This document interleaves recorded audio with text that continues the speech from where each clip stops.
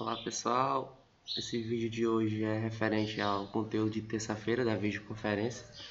Eu tinha prometido para vocês que estaria sendo gravado, né? Mas infelizmente eu perdi a gravação. Aí eu tô gravando esse vídeo aqui para compensar vocês. O conteúdo é o mesmo, a gente vai trabalhar ângulos suplementares, ângulos opostos pelo vértice, resolução de equação do primeiro grau e porcentagem. Dando início aqui ao vídeo, a gente tem aqui ângulos suplementares. O que são ângulos suplementares? São ângulos que somados dão igual a 180 graus. Aí, por exemplo, 45 e 135. Se a gente somar esses dois ângulos, a gente vai obter como resultado 180 graus. Então, o ângulo de 180 graus é o ângulo de meia volta. A gente pode representar ele assim, da seguinte maneira. Uma reta e metade de uma circunferência aqui, pessoal. Então esse aqui é um ângulo de 180 graus, por isso que a gente chama ele de ângulo de meia volta.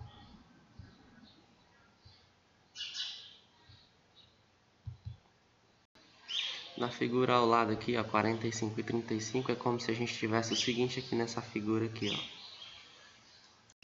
Como se a parte verde fosse o ângulo de 45 graus e a parte vermelha sendo o ângulo de 135 graus. Então a gente juntando os dois, a gente tem como resultado 180 graus. Ó, um exemplo aqui, um exercício. Encontre o valor de x na figura abaixo. A gente sabe que ângulos suplementares são ângulos que somados dá igual a 180 graus, né? Então a gente teria que fazer o seguinte, ó. Somar 111 mais x. Sabendo que eles somados tem que dar 180 graus, a gente teria... A gente pode isolar o x. X é igual a 180 menos 111 graus. Logo, o valor de x é 69. Veja que aqui eu utilizei o princípio aditivo, pessoal. Adição inversa a subtração.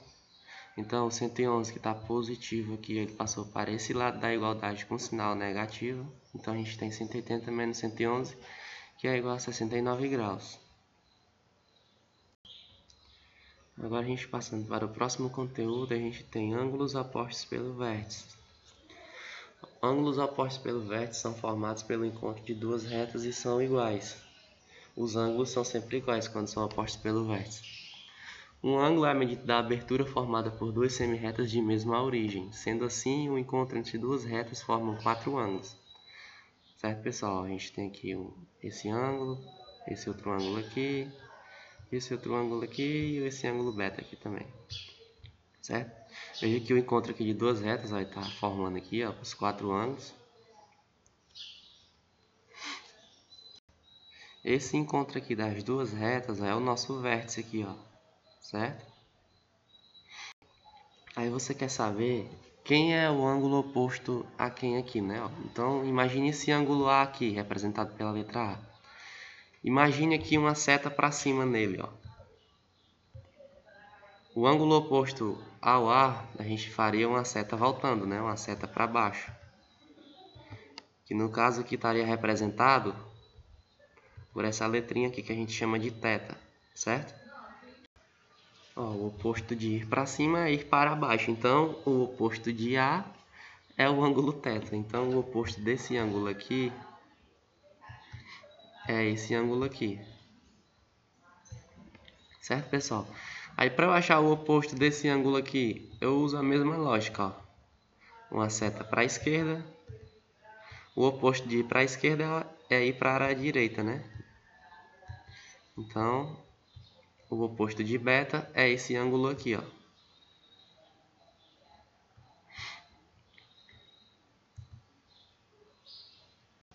Mas aqui em cima a definição nos diz que ângulos opostos pelos vértices são iguais. Então, o A é igual ao θ e o B é igual ao lambda aqui, ó. O nome dessa letra grega aqui é lambda. Certo, pessoal? Então, a gente imagina que substituindo esses valores aqui, ó, tirando letras e a gente colocar números, a gente teria a mesma coisa. Ó, imagine que esse ângulo A aqui fosse 140 graus.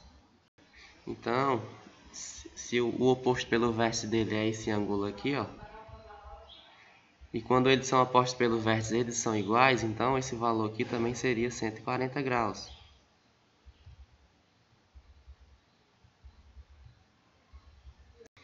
A partir desses valores a gente já poderia descobrir qual é o valor de beta e qual é o valor de lambda, pela definição de ângulo suplementar, né? Ó. Se a gente tem que esse ângulo aqui é 140 graus, o suplemento dele seria 40, né? 40 graus. Por quê? Porque 140 mais 40 dá igual a 180. Então a gente saberia que o valor de beta é 40 graus e que o valor de lambda é 40 graus. É bem simples de fazer essas questões assim envolvendo o ângulo oposto pelo vértice. Basta você lembrar aqui, ó, o oposto de ir para cima é ir para baixo e o oposto da esquerda é a direita. Então você consegue identificar os valores dos ângulos aí facilmente. Ó, um exemplo aqui para a gente resolver. Qual é a medida de cada ângulo na figura a seguir? Então a gente tem aqui a seguinte figura. A gente tem o nosso ângulo aqui representado por alfa, o nosso ângulo aqui representado por beta, o nosso ângulo representado por θ, e aqui a gente tem um ângulo que é igual a 50 graus. Então, pessoal, a gente tem o seguinte, aqui a gente tem cima,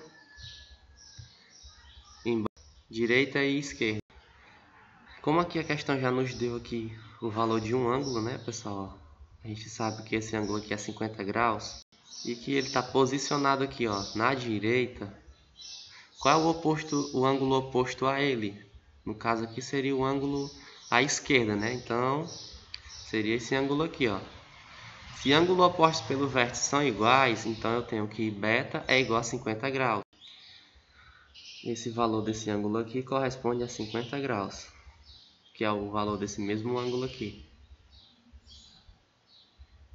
E agora, para a gente achar o valor de A e o valor de θ, a gente usa a definição de ângulo suplementar. Qual é o suplemento de 50 para a gente achar igual a 180?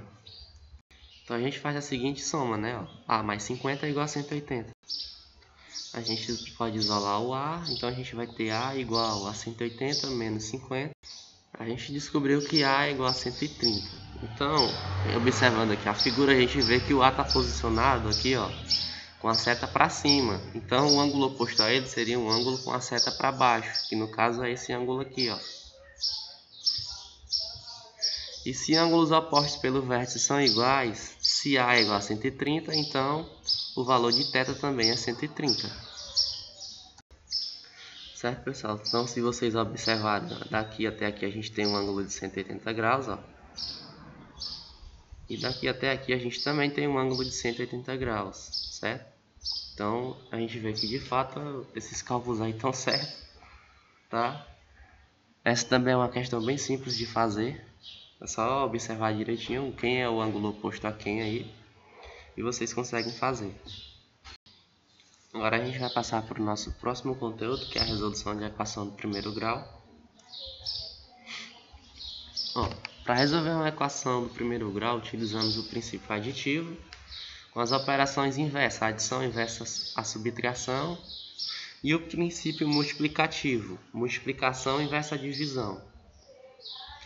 A gente tem um exemplo aqui, ó, 5t mais 17 igual a 2t mais 47, onde o nosso primeiro membro é o 5t mais 17 e o segundo membro da equação é o 2t mais 47, certo? Então a gente repete aqui a nossa equação aqui embaixo. Feito isso, a gente vai separar os membros aqui. No primeiro membro dessa equação, eu vou querer só os números que estão junto com as letrinhas, né, com as nossas variáveis. Então, eu vou ter o seguinte, da seguinte maneira aqui, ó, vou ter 5t menos 2t igual a 47 menos 17. Certo, pessoal? Por que eu fiz isso? Para a gente ter aqui no primeiro membro só termos semelhantes e no segundo membro só termos semelhantes também, tá?